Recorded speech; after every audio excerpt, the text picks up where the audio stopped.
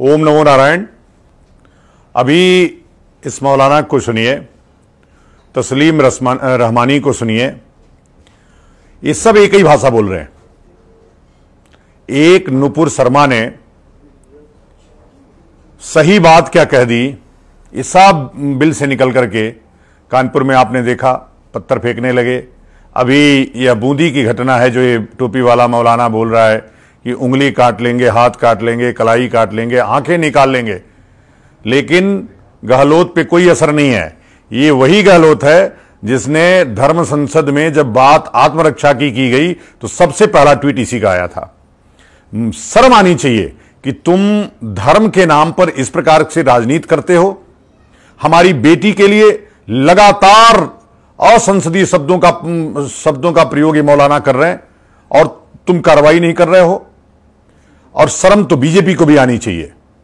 उनकी प्रवक्ता को जिस प्रकार से अभद्र भाषाओं का प्रयोग पूरे देश भर में किया जा रहा है, वो केवल प्रवक्ता नहीं है, वो हिंदुओं की बेटी है, हम सब की बहन है। यदि उसके ऊपर कुछ हुआ तो मौलाना तेरी कलाई और तेरी गर्दन दोनों अलग होगी।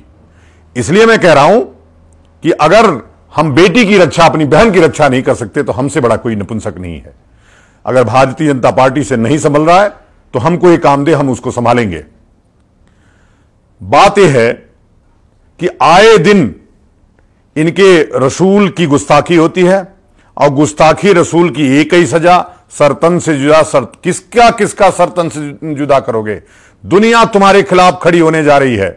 ये तुम्हारी जो आक्रांता मानसिकता है, तुम्हारी जो हिंसक मानसिकता है, तुम्हारी जो कत्लेआम करने की मानसिकता है, इसके खिलाफ पूरी दुनिया खड़ी हो रही है।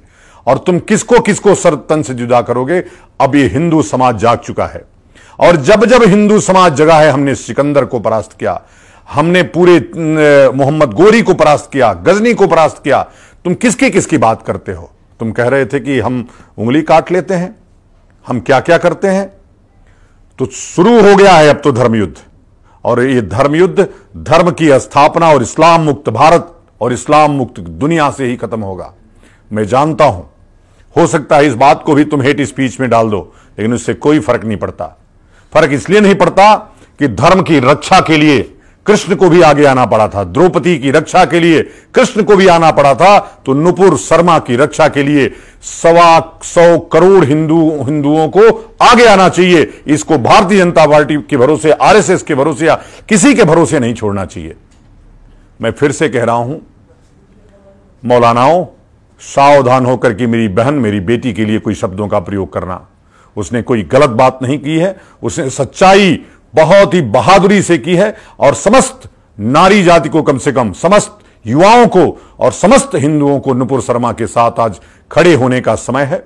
नहीं तो देखिए, एक आवाज में शुक्रवार के दिन पूरे देश में जलाने का प्रयास किया गया। मैं फिर से कह रहा हूं, यदि तुम ईंट मारोगे तो पत्थर मारेंगे, तुम पत्थर मारोगे तो तुमको बोल्डर मारेंगे, तुम एक गर्दन काटोगे तो तुम्हारे 100 गर्दन काटे जाएंगे।